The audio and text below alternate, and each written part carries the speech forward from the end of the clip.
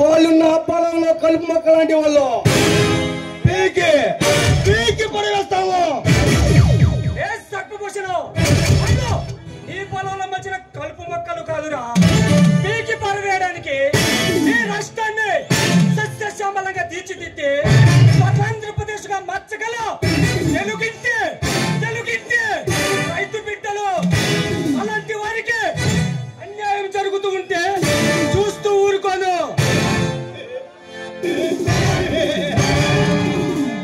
ఊరుకోక ఏం చేయగలరు ఆఫీసర్?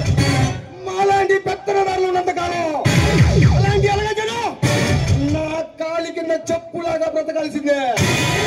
కాదని ఎవడిని అడ్డు వస్తే దేవుడు మన భూములకు ఎరువుగా వాడతాను.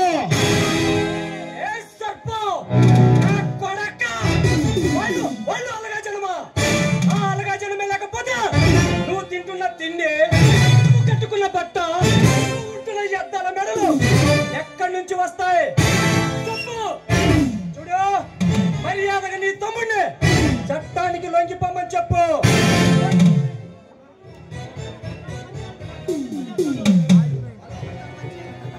అలా వాళ్ళ భూములకు పట్టాలు పంచి వాళ్ళ స్వాచ్ఛితం చేస్తాను. నాకు అడ్డు వస్తే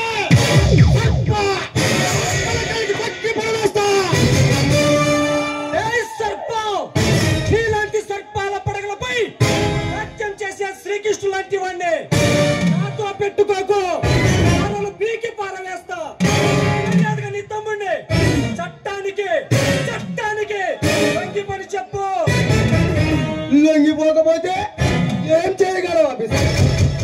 నటి బజారులో గుట్టలూడ తీసి తన్నుకుంటూ తీసుకువెళ్తానమ్మా. అరవకురా కుక్క.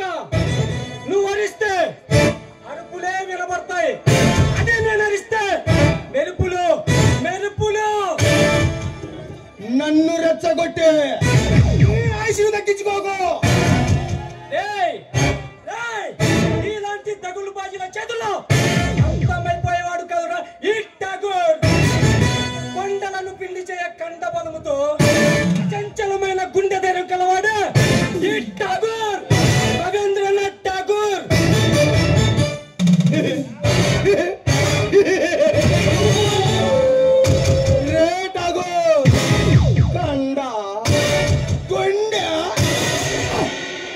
లెక్కలిస్తున్నా ఇలాంటి ఆఫీసులు ఎందరో ఊరికి ఉత్తర దిక్కున పండబెట్టమని. నువ్వెంతరా నా బూటు కాలిగా దుమ్ము లాంటి వాడు.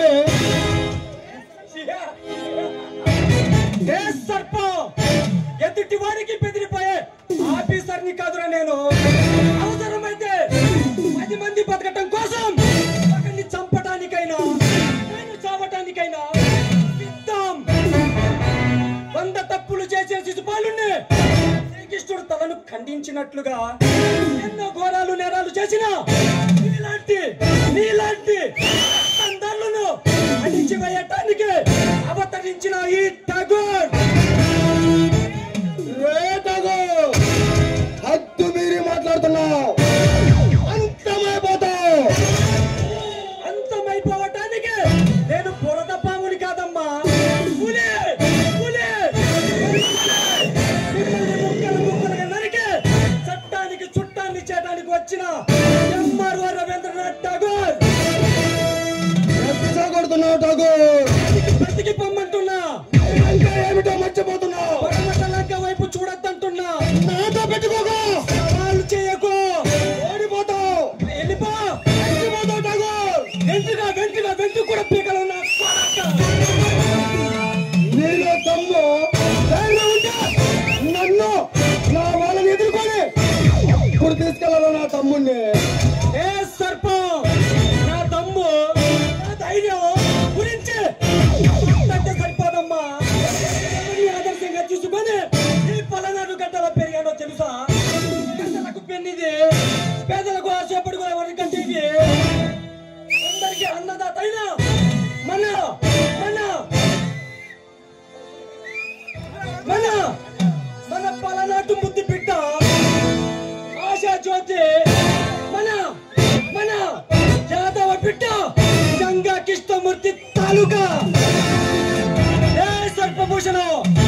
నిన్ను నీ తమ్ముడిని మక్కెలు ఎరగదీసి